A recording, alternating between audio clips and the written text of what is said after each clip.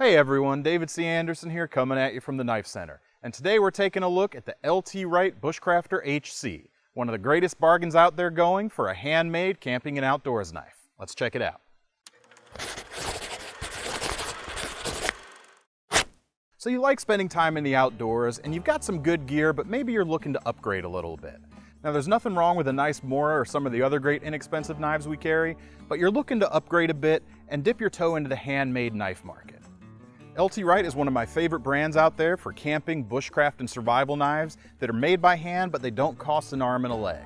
And the Buscrafter HC is the perfect entry into their full-size lineup. It's not often you can get a full-size fixed blade like this that's made in America and made by hand, as I said, for such a great price. Now this knife was originally designed by Tim Stetzer, who's a very accomplished writer in the knife and gun world. And it's a simple design, but it's effective and it just plain works. Now the blade on this knife is a little bit thinner than a lot of other Wright knives. They've left this at only about a 3/32 of an inch thick. It's because they wanted this to be slicey and efficient at more than just bushcraft. This is a great all-around design. Has a nice spear point shape, which of course is a bushcraft classic. It's going to be great for doing all kinds of wood carving, and that centerline point makes it great for drilling tasks. But we've also got enough belly here that it works well for skinning and hunting applications as well. But on the flip side of that, this knife does come with a lifetime warranty, so they want to build this to last. And to that end, they've given this knife a convex grind, which is a great compromise between strength and cutting capability. They've also constructed it with 1075 carbon steel. Now, when they first released this knife, I did hear some people asking why they didn't use a material like 1095, but on a knife like this, that's thin like this and is going to be subject to harder use, the extra toughness of 1075 is a great trade-off in my opinion. 1075 is of course a carbon steel, so you're going to have to take care of it to make sure it doesn't rust. But to help out a little bit, they've actually applied a forced patina to this knife, and it comes like this right out of the box.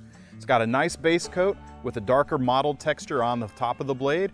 Looks pretty cool, pretty distinctive, and it's going to look great out here when you're getting it dirty. Moving back to the handle, as you can see, it's a fairly simple looking design, but it's actually, as I said at the top, very refined. There's a few nice details going on here that really put it over the top, and it really shows that it's a well-considered design. The overall profile is nice and meaty. It comes with what LT calls a broomstick-style handle. And it also comes with a subtle finger guard right here at the front for your index finger. It does form a little bit of protection from your finger sliding forward, although it's not super aggressive, so that it's still easy to choke up. You don't have any kind of guard sticking out that's going to get in the way of your fingers and get in the way of those finer grips. The bigger advantage that that cutout gives you, however, is that it indexes very well in the hand. Because of that, it's very easy to pick up. Even if you're not looking at the knife, you'll easily be able to tell you're holding it correctly just by feeling for that groove. Rounding out the shape, you can see that there's a very slight taper here at the front.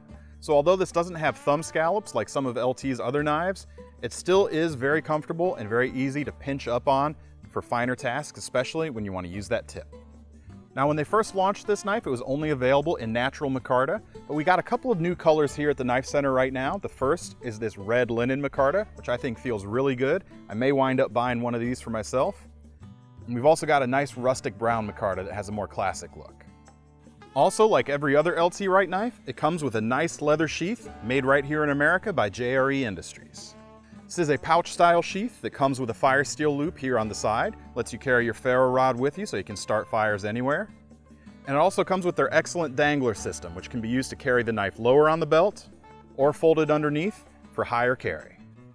The nice thing about the Buscrafter HC is that it offers all the great features of a full-size Wright knife in a much more affordable package. And it's great for all kinds of applications, not just bushcraft.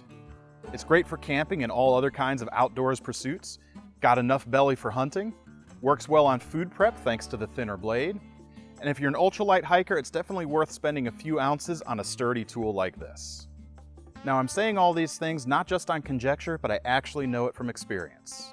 Here's my Buscrafter HC that I've used on a number of trips over the years, and I've always enjoyed using it. It's interesting to see how they've evolved the shape just a little bit over the years, and that constant tweaking lets you know that you're always going to be getting the best product that LT can produce. And I've used this knife on all of those tasks I just mentioned. I've used it to whittle, to make tri-sticks. I've done some food prep with it even. And yes, it's still tough enough to even do some light batoning if you need to split some wood with it. The handle is hotspot free, and I've found it very comfortable on long wood carving sessions. So it's great for all those reasons, and it can be the perfect companion for you on your next outing.